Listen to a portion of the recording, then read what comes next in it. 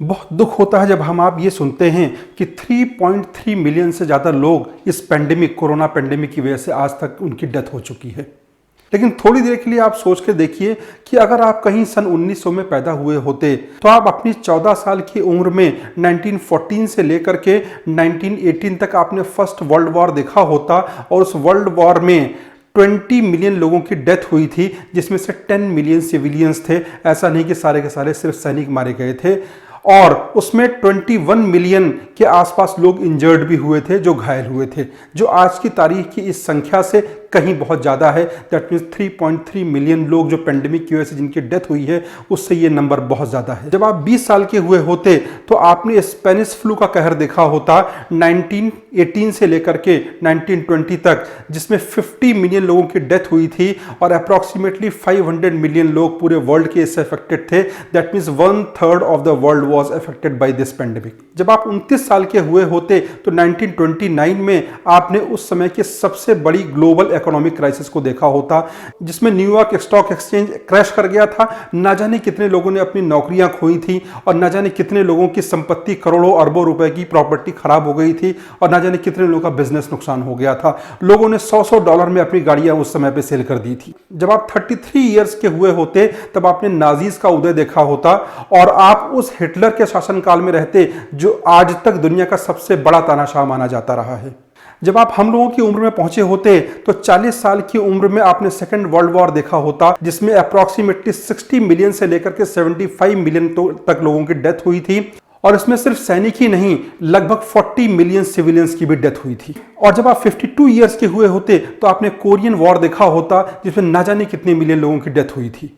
और जब आप 70 ईयर्स के हुए होते तो आपने वियतनाम वॉर देखा होता, जो 1969 से लेकर के 1975 तक चला और ना जाने कितने लोगों को बेघर कर गया। आज की तारीख में 1985 या उसके बाद या उससे थोड़ा सा पहले पैदा हुए बच्चे ये कहते हैं कि हमारे ग्रैंड पेरेंट्स ने या हमारे मदर फादर ने कोई टफ टाइम नहीं देखा। जितना डिफिकल्ट टाइम हम आज की तारीख में देख रहे हैं, उतना टफ टाइम उन्होंने कभी नहीं जिया। लेकिन वास्तविकता ये है कि जितने वॉर्स, जितने पेंडेमिक और जितनी कम सुविधाओं में जो चीज़ें उन्होंने झेल ली, वो हमारे आपके लिए बहुत सोचने और समझने की बात है कितना टफ और डिफिकल्ट टाइम उन्होंने देखा है। वो भी उस दौर में जबकि ना कि प्रॉपर दवाएं थी, ना ही प्रॉपर तरीके से रहने और खाने के साधन हुआ करते थे, ना सुविधाएं हुआ करती थीं।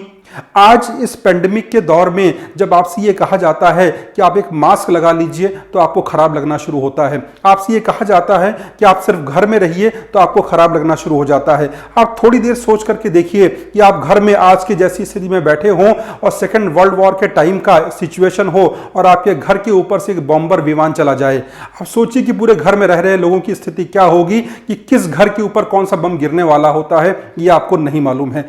कम से कम आज घर में बैठ करके आपको ये तो समझ में आता है कि आप सेफ हो जाते हैं। ये कह देना बहुत आसान है कि जो डिफिकल्ट टाइम हम आप देख रहे हैं आज के समय में, इससे पहले कभी नहीं देखा गया।